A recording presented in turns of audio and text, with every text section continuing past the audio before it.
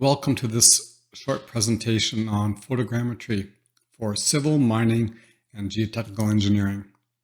The purpose is to give you an overview of photogrammetry and to inspire you to use your camera to survey and to measure. First, what is photogrammetry? The word photogrammetry means to measure graphically by the means of light. And it requires a minimum of 2 photos of the same object taken from different locations with a calibrated camera and lens. By calibrated, I mean we need to know the focal length of that lens. So a light ray coming from an object will pass through the lens and be recorded on an image sensor. The physical distance between the nodal point or the perspective center of the lens and the image sensor is the focal length. We need to know that. We also need to know the location and orientation of that camera. Because when we're doing photogrammetry processing, we need multiple images taken from different locations. So this schematic shows 2 cameras taking a picture of the same object taken from different locations. And we need to know the 3D location of each camera's perspective center, essentially the middle of that lens and the middle of that lens. We also need to know the 3D orientation of each camera about its lens within some coordinate system. Together, the location and orientation of each camera is known as the exterior orientation. The focal length, the distance between the image sensor and the lens, and other aspects about the lens are called interior orientation. And of course, a light ray coming from the same object will land on a different part of the sensor depending on the relative position of the camera to the object. And we have software, the photogrammetry software will identify this point being the same as this point. And of course, they occur at different points on the image sensor, and the software uses that information to recover the unique 3D location of that object. Structure from motion is a more recent creation to further advance photogrammetry software. And it enables full automation of the process of figuring out the location and orientation of the cameras for each image, as well as the focal length and other interior orientation properties for each lens, and building a full 3D model of the feature of interest. And of course, if you take your photographs kind of like what's schematically illustrated all around a feature of interest, you could build a 3D model of a 3D object. That object could be a statue or a building, fully captured by many images taken all around the object. This is images of my equipment, the equipment that I'm using more recently. Starting at the bottom, I've got a drone. Drone has been a huge blessing for my photogrammetry work. I do a lot of photogrammetry work, both through research with my graduate students, as well as my consulting practice. So this is a DJI Phantom 4 Pro RTK model. It comes with a base station. The drone itself with an additional antenna, and these 2 antennas talk to each other as well as the control station. And it does a pretty good job of capturing images on a grid pattern. And I know the location of the lens very precisely because of this system. It's a $12,000 drone, however.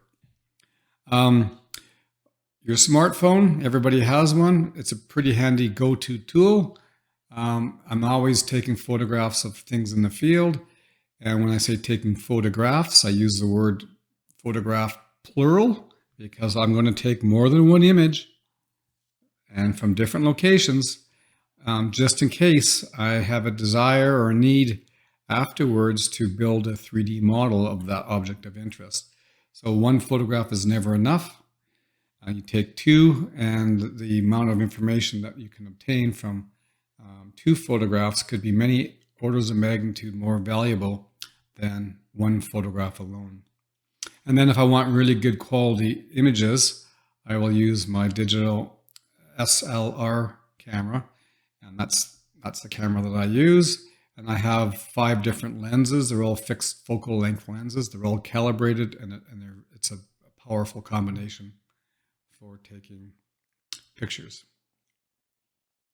So, what can we use the images for? What are the applications in engineering?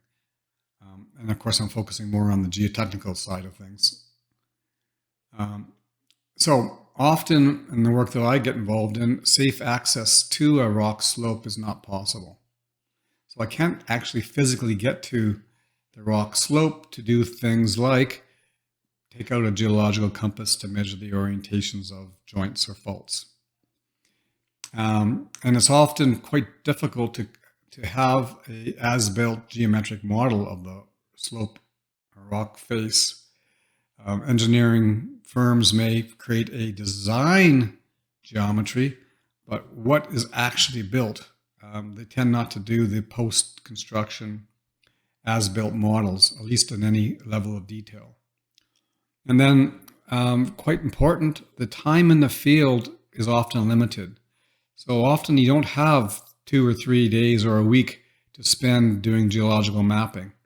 So there needs to be a way of collecting that information much quicker, and the solution is to measure and map from a distance using images collected by a digital camera. What do you get after you process those images? Well, easily you're getting in the order of 100,000 3D coordinates in a typical photogrammetry point cloud model. You end up generating a point cloud, very much like what LiDAR would generate, 3D points, accurately determined in 3D space. And from those points, it's pretty straightforward to create a digital elevation or a digital terrain model. And then you can use that model to create contours and to create cross sections or profiles and do things like compute volumes. So that all flows out of the processing of the images. And then another valuable output is a georeferenced orthophoto, a scale invariant photo that we can load into CAD or GIS software to look at adding other elements on top of it, lines, annotations. It's a more powerful image compared to just a photograph from a camera because it's an orthophoto. It's projected onto a horizontal plane. So here's just some screen captures of a model. Of course, it's a section of a pit wall. You see all the benches and bench tops and bench faces. Zooming in, you can see that this thing is actually constructed by taking all those 3D points, those hundreds of thousands or millions of 3D points, creating a tin, a triangular irregular network. That's a tin, which is illustrated by these red lines. The vertex of each of these small triangles is a coordinate that came out of the photogrammetry processing. And then you can drape the texture, the image, on top of this surface, and you have a 3D image, essentially, because it's a 3D model. And with that model, it's pretty straightforward to measure things like the dip and dip direction of somewhat planar features like faults and joints. And for those features, we can measure their trace length, their waviness, their persistence, various aspects like that. We can measure the as-built slope angles and heights and bench widths. Any sort of geometric measurement that we want can be easily extracted. And if we want to, we can repeat this process over time, repeat the image acquisition and processing, and have the ability to look for changes over time, changes in the 3D geometry. So I'm going to walk through 4 examples. The first 2 are from mines, and the second 2 are from, I guess, civil engineering type examples. So the Caddy Diamond Mine is located in the Northwest Territories. It has open pits that have now gone to underground mining. And here's a picture of actually 3 open pits. There's this one, there's a small one there, another one over there. It's a fly-in, fly-out operation. That's the airstrip. This photograph I took out of the window of the plane flying into the mine, not using a drone. So this is some of the earliest work that I did with photogrammetry. And the goal here was to build a 3D model of this pit, the Fox pit. And the way we did that is we set a tripod on the crest all the way around the rim at various points. We're jumping around the rim, set up the tripod with a camera on a custom-made pan tilt head and image the far side of the pit. And that's 500 to 800 meters away. So we were using a fairly long length lens on the camera. And on that pit wall, we installed a series of white pieces of plywood with a black dot painted on the center of those. So these are permanently bolted onto the rock. And we had them all carefully surveyed in by the mine survey team. So you capture the images. This is probably one typical image. In that image, we got multiple ground control points captured. We process the images and we end up generating all sorts of useful output. And this is a small section of the open pit. We're looking at a bench top here and one bench face and another bench face. And we're looking at contours that were created from the 3D model that was created from the photogrammetry processing. This was all done in 3D Analyst software. And we simply loaded in an independent survey conducted by the survey team from the mine. And they basically send a person holding a rover, a GNS rover, walking around the pit. But that poor surveyor is standing below a very, very high, steep rock face, which is constantly shedding small rocks. So the surveyor's exposing themselves to harm from falling rock for measuring this orange line. The surveyor is also obliged to try to pick up the crest of each of these benches. So the bench top, and that drops down to the bench face, that crest area. And of course you can't walk close to the crest because you could accidentally fall over the crest. So they're obligated to wander around a little bit, trying their best to use an offset and capture that crest.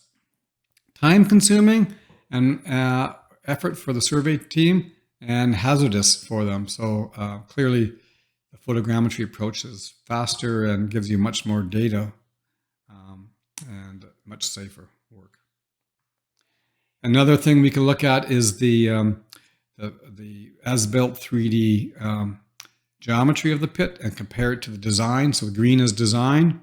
As built is looking like it actually looks like, because it's a 3D model. And we can see, for example, where there's big differences, where some of the bench crest has fallen away, and various areas like this, which are a concern to the mine. So we can track that. We can compare design versus actual and see if these bench faces and bench tops are achieving design. Looking at the as-built area, the small little area here, just to keep it simple. So we load that in on top of the design shell of that open pit, and then zoom in a bit closer. This is what we see. It's a 3D image, and it's very easy to pick up all the different joint faces. So we can go ahead and map those orientations of those if that was important. And in this particular application, the 3D image was brought into Vulkan software, and within Vulkan software you can start to pull off orientations of things like joints, faults, and veins. And here's another example as more and more mapping gets done and building a database up of that geological information. All without being in the field, because there's no possible way that you can get a geological compass on some of these features, because they're 10 meters or 15 meters above the bench floor. Okay, moving to another example, a coal mine in the Canadian Rockies. This example is a site where I was in the field with Dr. Barani from Dalhousie University, and we got called into this site because we were informed that prisms on this footwall of a coal mine were moving, and they were moving quicker than expected. So especially the ones down in this location, they started to move. We got asked to come out there and take some images of it. We did. We took it from 2 different locations, a set of images capturing that whole area. And while we were taking those photos, there was a drilling into this footwall. There was a truck to give a sense for scale. And the driller was running into all sorts of difficulty. The drill steel was getting stuck in the borehole. And that's because this rock was moving and kind of pinching the drill. So that information radioed up to us that we're standing on the opposite side of this little valley, combined with the knowledge that these prisms are starting to accelerate, was sufficient information to say, hey, you guys stop drilling. It's not worth it. It's not safe. Demobilize, move that drill and pick up out of the way. And that was the right thing to do, because everything you see outlined in red failed the following day or two. I think it was the day after. And it looked like this. So it all came down. And so back we go to gather some more images. And so now we have a before and after, which is rather nice to have.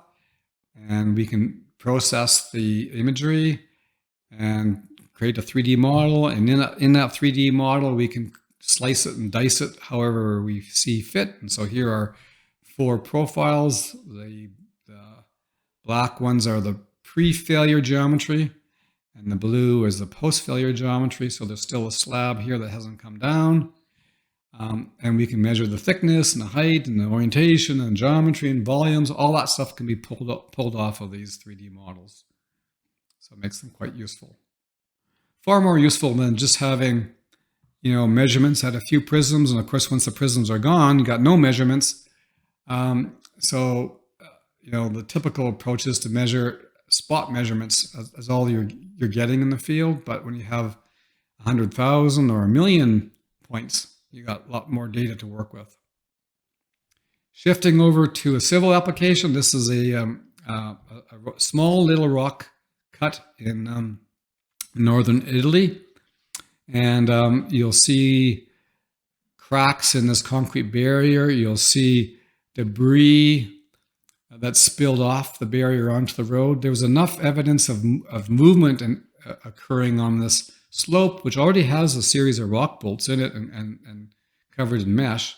But the things beginning to move, debris is coming down. The local authority responsible for the road brought in some geotechnical engineers, and they said it's unsafe, and they blocked the road, which is good because everything that's kind of outlined in red came down a day or 2 later, and it looked like this. This is kind of shot from a slightly different vantage point, but that rock, it all spilled down onto the road.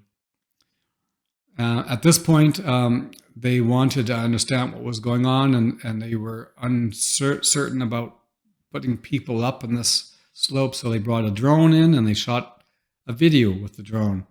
And the people that brought the drone in had no knowledge of photogrammetry and how you could process images to create nice 3D models. They are just capturing a video record. But I got access to that video record, and I was able to extract individual frames, and each of these green dots shows the location of the camera on that drone when I pulled a frame off of the video. I probably took too many frames, more than I needed, but nevertheless, that's what I did. I took that many. Every dot corresponds to one image, and then I processed those images to create a 3D model. And you're seeing the 3D model already. It's just the point cloud version of it on this screen capture. It was all georeferenced because I also asked them to survey in the location of some rock bolts that were still remaining on the slope. So they provided some survey coordinates of some bolts here that I ended up using to georeference and scale and orient the model. And that's the model in one view, and I rotate it a little bit. There it is again. And it becomes valuable input because we could then map in that 3D model the orientations of things like the surface that the whole thing slid on, the orientation of the slopes, and various things, and thicknesses of the slabs that came down when I ended up building this is a 2D limit equilibrium model of that slope. There's a thinner 2.3 meter thick slab of rock pushing on a 3.6 meter thick slab of rock down below on different sliding surfaces. So one was able to build a model of that slope as to what failed. We did a forensic analysis, and from that we could back calculate what the actual shear strength characteristics were on these sliding planes, because as you go forward, the slope had this geometry, and additional failures could occur, and we needed to design appropriate support to stabilize that slope. That was all done. The slope is installed. The support is installed. These are all these new rock bolts, plus there's wire mesh and cable lacing. And the road below, the pavement has been it's been repaved because it was really bashed up by the previous rock failure, and the road's back in service. Last little case history, we're looking at a rail trail tunnel. This is an old railway tunnel close to where I live. I'm standing at one portal taking a picture into it, and you're seeing light come through the opposite portal. So it's a slightly curved tunnel and not very long. And it's over 110 years old. Railway's been decommissioned. Now it's a very popular place for people to hike and bike. And the issue is, are things stable? And you can see there's a bit of a piece of missing rock up here in the middle of the tunnel roof. So what I ended up doing here is bringing in my camera, putting it on a tripod, taking 1, 2, maybe 3 photographs, looking from basically the tunnel floor to the roof right above the tripod. And then I grab my camera and tripod, move it to the opposite side of the tunnel, and repeat on the opposite side. And for lighting, I used an LED light rope just placed along the tunnel floor. And I did all the work at night so I could have nice uniform lighting, and so that I didn't have dozens, if not hundreds of people walking past asking what I was doing. So I waited till dark, got in there and did all the work at night. And this is a plan view. So each of these black dots is showing a tripod location. And so they kind of occur in pairs. Each of these red lines is the location of a profile that was taken through this model. This is a plan view. And here are the profiles, those 5 profiles. And so it's pretty easy to see in the blue-green profiles this big gap where the roof is dropped out. And there wasn't a lot of concern about the stability at that location of the tunnel. The concern is as you go from here back down to the kind of arched roof. The concern is, could more slabs come down? And so what kind of rock bolts are required to hold that up? You need to get a sense for scale. That's 2 meters, so the slab is just under 2 meters thick. And if you're going to put bolts in, they're going to have to go through here, past this joint, back up into stable rock further up. So the bolts are going to have to be at least 4 meters long to have a proper influence on the stability of that tunnel roof. That was easy to pull off from that geometry.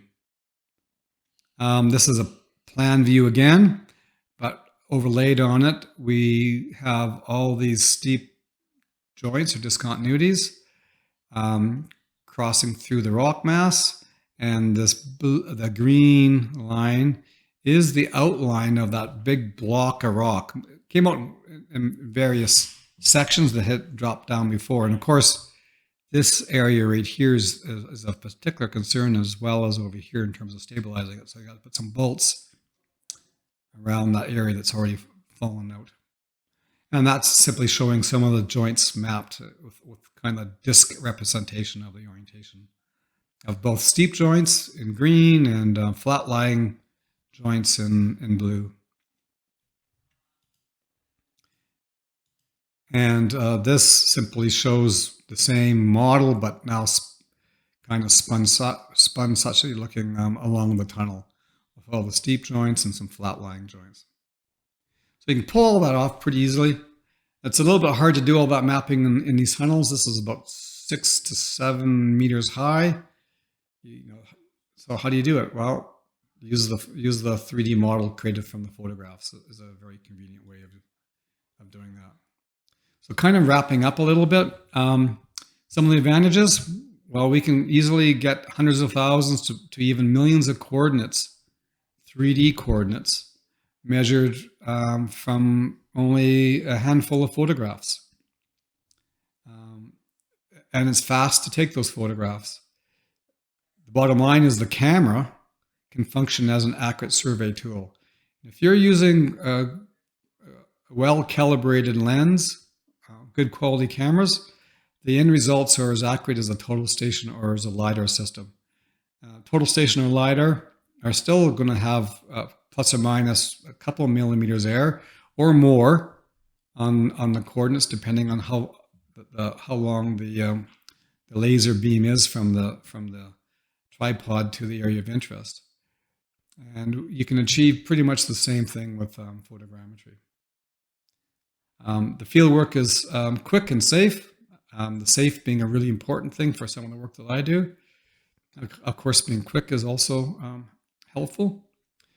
And the as-built geometry that you obtain from a point cloud or the digital train model that you build using the point cloud contains way more information than your traditional surveys.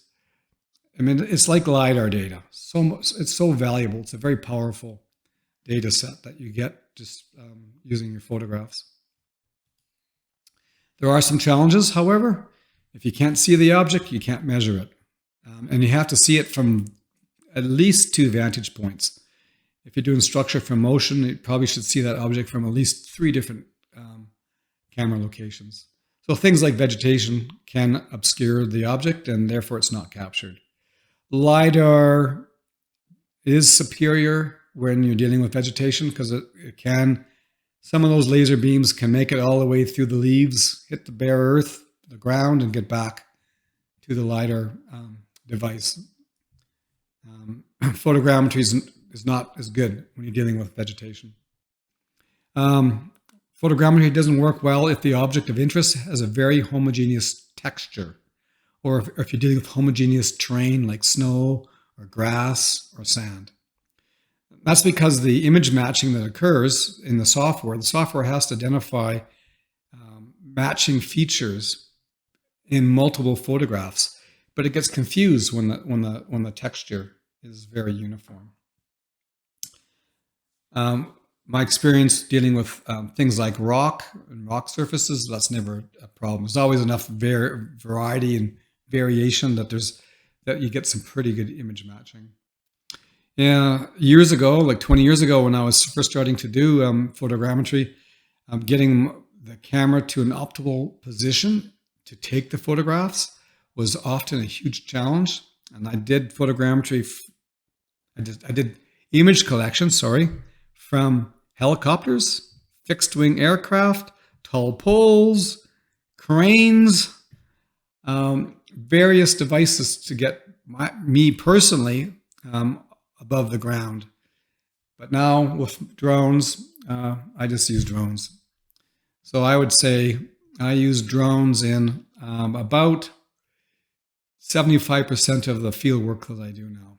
And then the other 25% is either my smartphone or I bring out my really good camera equipment. The image acquisition time is usually really quick in the field. You can get the images quickly. The processing time can be quite long. It takes time, especially if you have many camera stations and you're playing around with the photogrammetry software. So that is a challenge. You need enough horsepower in your computer to handle some of the stuff, and you end up generating really large data sets really, really quickly. It's always in the gigabytes, it seems. The use of structure for motion software is a big help. 3DM software is not really structure for motion. They have some of that built in, but there are other commercial and open source structure from motion software that can process many photos and create a nice model for you. So I hope that gives you a little bit of an insight into photogrammetry and the use of a camera and some of the applications in geotechnical engineering. Thank you.